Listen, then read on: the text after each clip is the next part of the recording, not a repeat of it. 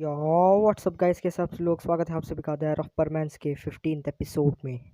और हाँ, जिन लोगों ने भी अभी तक मेरे लास्ट वाले एपिसोड्स नहीं देखे तो गाइस जाओ यार, प्लेलिस्ट चेकआउट करो, उसमें सारे वीडियोस आपको मिल जाएंगे, ठीक है।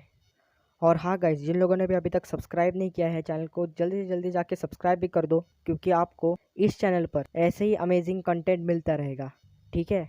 तो गाइस वीडियो को शुरू करते हैं बिना किसी time waste. From a young age, taking my soul into the masses, writing my poems for the few that lifted me, took to me, shook to me, feeling me, singing my heartache. From the pain, taking my message from the veins, speaking my lesson from the brain, seeing the beauty through the. तो guys last वाले episode में हम सब ने देखा कि Ichiro के अंदर वो पावर अनलॉक हो जाती है वो कब से छुपी हुई थी, द डीमन ब्लैक आई। ये पावर इचिरो को भी नहीं पता थी कि कब अनलॉक होगी, लेकिन फाइनली ये पावर अनलॉक हो जाती है जब इचिरो चेकआउट करने जाता है उस जगह पर जहाँ पर परमैन हिप्नोटाइज हुआ था। और जैसे ही इचिरो की पावर अनलॉक हो जाती है तो वो देखता है कि मिशेल को उसका पूरा का पूरा सीक्रेट पता चल जाता है, और मिशेल पूरी की पूरी हैरान हो जाती है और इचिरो से डरने लगती है। उसे यकीन नहीं हो रहा था कि इचिरो एक डीमन है। लेकिन थोड़ी देर बाद इचिरो बिना किसी सोचे मिशेल के ऊपर एक हमला कर देता है, जिससे मिशेल को कोई नुकसान नहीं होता, बस उसकी मेमोरी इरेज हो जाती है इचिरो डीमन होने की। और उसके बाद मिशेल बेहोश हो जाती है। और इसके बाद हम लोग देखते हैं कि जैसे ही मिशेल होश में आ जाती है तो इचिरो एक बहाना करके मिशेल को वापस से हेडक्वार्टर्स लेके जाता है। और फिर आगे तो इसके बाद हम लोग देखते हैं कि मिशेल और इचिरो वापस से हेडक्वार्टर्स में पहुंच गए थे। और वहां पर पहुंचने के बाद वो देखते हैं कि सारे परमैन्स अपना अपना काम कर रहे थे। बर्डमैन और ग्रैंड बर्डमैन थोड़ी बातें कर रहे थे और परमैन अभी भी सोया हुआ था। तो इसके बाद हम लोग देखते हैं कि बर्डमैन ग्रैंड बर्डमैन से कहते हैं चलो अब टाइम आ गया है परमैन के अंदर क्या है वो चेक करने का। तो हम लोग देखते हैं कि बर्डमैन परमैन के पास चले जाते हैं और उसको उठाते हैं और कहते हैं कि देखो परमैन, अब हम तुम्हारे दिमाग को स्कैन करेंगे और देखेंगे कि तुम्हारे अंदर क्या चीज़ है जो तुम्हें हिप्नोटाइज कर रही है। तो हम लोग देखते हैं कि परमैन उस चीज़ को एक्सेप्ट कर लेता है। और इसके बाद परमैन को रिसर्च सेंटर ले जाते हैं। और रिसर्च सेंटर पहुंचने के बाद परमैन को एक टेबल पर लिटाया जाता है और एक मशीन के अंदर भेजा जाता है जहां पर उसका पूरा बॉडी स्कैन होने वाला था। और थोड़ी देर बाद परमैन का बॉडी स्कैनिंग शुरू होता है। लेकिन जब पूरा का पूरा रिसर्च ख़त्म होता है सामने बस एक अजीब सी चीज़ निकल के आती है। बर्डमैन कहता है कि परमैन का पूरा बॉडी स्कैन तो हो गया, लेकिन उसके अंदर कुछ भी नहीं मिला, ये कैसे पॉसिबल है। और इसके बाद हम लोग देखते हैं कि वापस से परमैन के पूरे बॉडी को स्कैन किया जाता है। लेकिन जब परमैन का स्कैनिंग हो रहा था तो थोड़ी देर बाद वहाँ पर इचिरो आ जाता है। और जैसे ही वहाँ पर इचिरो पहुँचता है तो रिसर्च सेंटर का माहौल अचानक से ही अजीब सा हो जाता है।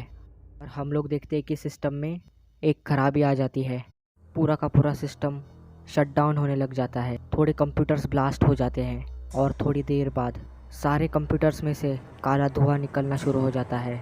और हम लोग देखते हैं कि उनमें से एक कंप्यूटर में एक खतरनाक काली परछाई दिखाई देती है और वो एक बहुत ज़्यादा खतरनाक वाली हंसी हंसता है।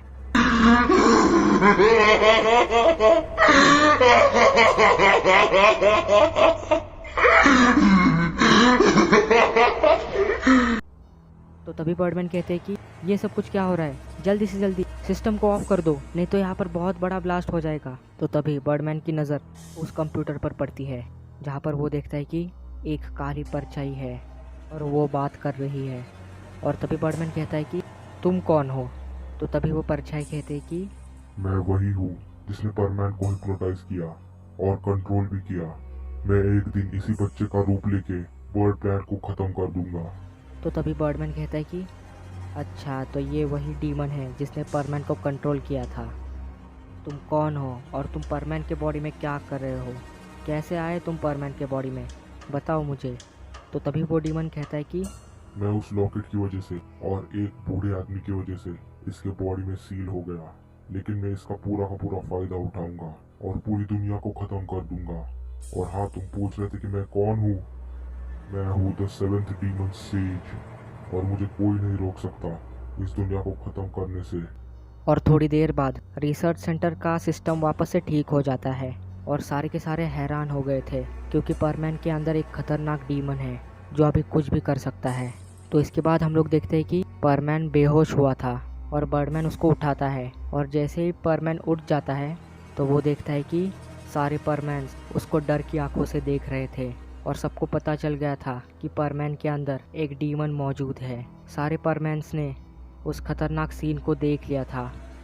इचिरो भी बहुत ज़्यादा डर गया था, और थोड़ी देर बाद इचिरो कहता है कि ये तो पता चल गया कि परमैन के अंदर एक डीमन है, लेकिन मेरे अंदर भी एक डीमन पावर है, ये किसी को पता नहीं चलना चाहिए। मैं अभी के लिए तो सेफ़ हूँ, लेकिन मुझे नहीं पता कि अब मेरे साथ क्या होगा आगे।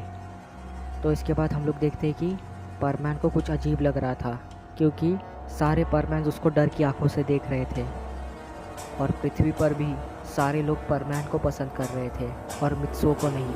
यही फीलिंग परमैन को अभी आ रही थी। तो तभी परमैन कहता है कि तुम लोगों को मुझसे डरने की ज़रूरत नहीं है यार, मुझे अकेला मत छोड़ो, प्लीज़ मेरी मदद करो।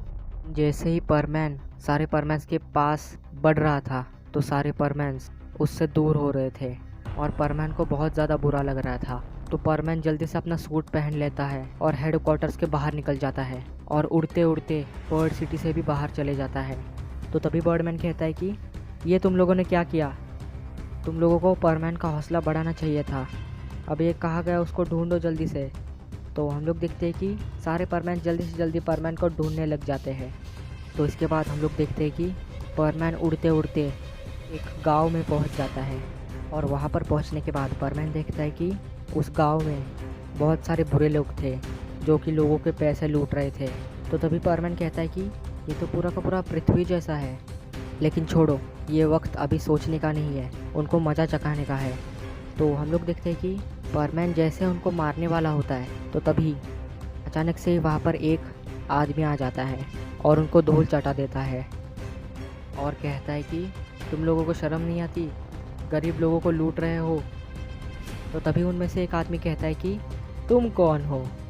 तो तभी वो आदमी कहता है कि मैं हूँ लेजेंडरी बर्डमैन हीरोमा। तो तभी एक आदमी कहता है कि ये कैसा नाम है। तो इसके बाद परमैन कहता है कि ये भला कौन है, अजीब आदमी है, लेकिन एक सेकंड, इसने अभी खुद को लेजेंडरी बर्डमैन बताया, ये बर्ड सिटी से तो नहीं है ना। तो कोई इसको पूछता हूँ। तो इसके बाद परमैन उस आदमी के पास चले जाता है और कहता है कि आप बर्ड सिटी से हो क्या। तो तभी वो आदमी कहता है कि तुम्हें कैसे पता। तो तभी परमैन कहता है कि मैं एक परमैन हूँ और मैं बर्ड सिटी से ही आया हूँ अभी। तो तभी वो लेजेंडरी बर्डमैन कहता है कि अपना इंट्रोडक्शन तो दो, तुम्हारा नाम क्या है। तो तभी परमैन कहता है कि मेरा असली नाम मित्सुओ है और मैं पृथ्वी से आया हूँ। और थोड़ी देर बाद उस लेजेंडरी बर्डमैन की नज़र परमैन के हाथ पर पड़ती है, और वो देखता है कि परमैन के हाथ पर एक डीमन सील बना हुआ है। और तभी वो आदमी कहता है कि ये सील मैंने कहाँ पर तो देख रखा है, हाँ याद आ गया, ये तो एक और बच्चे के हाथ पे मैंने देख रखा था, और ये सील पूरी तरीके से कंप्लीट भी नहीं है, शायद इसके अंदर एक डीमन है। एक काम करता हूँ, इस बच्चे को मैं अपने साथ लेके जाता हूँ और बाद में इस सील को वापस से मैं रीसील कर दूँगा, जिसकी मदद से ये वापस से डीमन के कंट्रोल में नहीं जाएगा। तो इसके बाद वो लेजेंडरी बर्डमैन कहता है कि हे परमैन, तुम मेरे साथ चलोगे, मुझे तुम्हारी एक मदद चाहिए। तो तभी परमैन कहता है कि हाँ क्यों नहीं। तो हम लोग देखते हैं कि वो लेजेंडरी बर्डमैन परमैन को अपने साथ लेके जाता है। तो तभी परमैन लेजेंडरी बर्डमैन से कहता है कि हम कहाँ पर जा रहे हैं। तो तभी वो आदमी कहता है कि वो तुम आगे बढ़िया सा लेक देख रहे हो वहाँ पर। और जैसे ही लेजेंडरी बर्डमैन और परमैन वहाँ पर पहुँचते हैं तो वो आदमी परमैन से कहता है कि चलो थोड़ा सा रिलैक्स करते हैं, तुम्हें कुछ खाने को चाहिए, मेरे पास थोड़े राइस बॉल्स पड़े हैं। तो हम लोग देखते हैं कि परमैन और लेजेंडरी बर्डमैन थोड़े राइस बॉल्स खा लेते हैं, और उसके बाद वो लेजेंडरी बर्डमैन कहता है कि चलो परमैन, मैं तुम्हें थोड़ा सा ट्रेन करता हूँ, इसकी मदद से तुम थोड़ा सा ताकतवर हो जाओगे। तो इसके बाद लेजेंडरी बर्डमैन परमैन से कहते हैं कि अपने हाथ को ऐसा सामने रखो, पूरी तरीके से स्ट्रेच करो और एकदम गहरी सांस लो और कंसंट्रेट करो। तो जैसे ही परमैन कंसंट्रेट करने लगता है तो परमैन के हाथ पर वो सील विजिबल हो जाता है, और तभी वो लेजेंडरी बर्डमैन परमैन के हाथ पर एक गन से शूट करते हैं और उस डीमन सील को वापस से रीसील कर देते हैं। तो तभी परमैन कहता है कि ये क्या किया आपने, मेरे हाथ से खून आ रहा है। तो तभी वो लेजेंडरी बर्डमैन कहते हैं कि कुछ नहीं हुआ है, तुम्हें टेंशन मत लो। तो तभी परमैन कहता है कि आपने किया क्या मेरे हाथ पर। तो तभी लेजेंडरी बर्डमैन कहते हैं कि कुछ नहीं, बस मैंने उस सील को ठीक कर दिया, अब तुम उस डीमन के कंट्रोल में नहीं आओगे। तो तभी बर्डमैन कहता है कि क्या सच में? पर आपको कैसे पता मेरे अंदर एक डीमन है? तो तभी लेजेंडरी बर्डमैन कहता है कि मैंने ऐसे बहुत सारे लोगों को देखा है जिनके अंदर ऐसे ही डीमन सील है।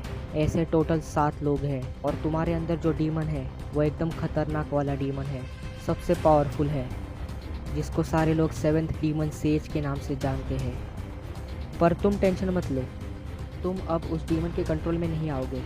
लेकिन थोड़ी देर बाद लेजेंडरी बर्डमैन अपने मन में ही कहते हैं कि अगर ये बच्चा बहुत ज़्यादा गुस्सा करेगा तो ये सील भी टूट जाएगा और वो डीमन बाहर आ जाएगा। फिर ये बच्चा किसी भी हालत पे बच नहीं सकता, लेकिन अभी तो ये सेफ़ है। तो गाइस, अगर आपको ये वाला एपिसोड पसंद आया होगा तो वीडियो को लाइक कर देना, चैनल पे नए हो तो चैनल को सब्सक्राइब कर देना, और मैं आपको मिलूँगा अपने नेक्स्ट वाले वीडियो में। तब तक के लिए बाय बाय।